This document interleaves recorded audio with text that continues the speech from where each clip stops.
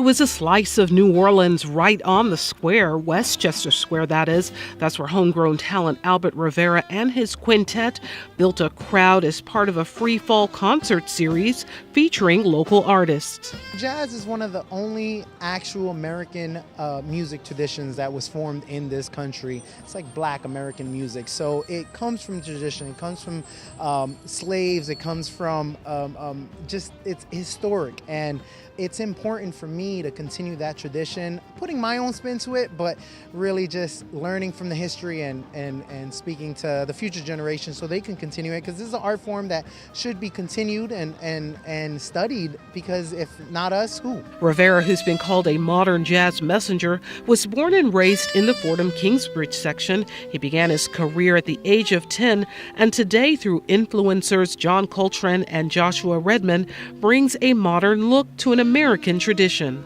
I was going to a program that was heavily influenced with math and science, so they wanted us to do some music, and I started on clarinet, and I just fell in love with it, and I went right into the fame school, LaGuardia High School in Manhattan, and switched over to jazz saxophone, and haven't stopped since. On bass and sharing Rivera's passion for jazz, Zwelakhe, Bell-Le-Pere. It's really inspiring to push forward, push myself within any elements. Hope it doesn't rain today, but just keep creating and pushing, and also being another torchbearer within the genre. And drummer Ian Carroll talked about how a jazz drum set is different from music of other genres. The bass drum is just a small size as opposed to a large size. Like in a pop band, you might have a really big bass drum because you want that low thud.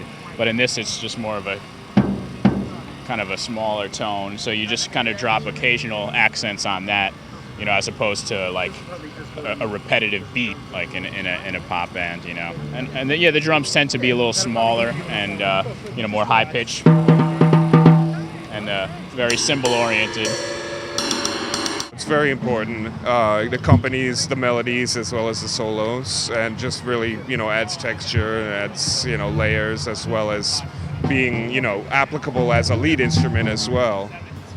Yeah, so it really fills out the space of the band. J.S. Williams is on trumpet. New Orleans is always thought of as the birthplace of jazz, where slaves congregated at Congo Square. They got together and they were able to express themselves. The one few places in America the slaves were able to express themselves. And so there was a lot of different tribes getting together and creating this music. So that's where the essence of the music comes from. The Westchester Square Bid and the Bronx Council on the Arts are sponsors of the free concerts. They say it's all about bringing the community out to celebrate its renaissance while supporting one of their own. The people love it because it's something different in the middle of the week, and it's free, and it's all about the community. We really want to connect with the people of this neighborhood because this is where the Bronx Council on the Arts future headquarters is going to be.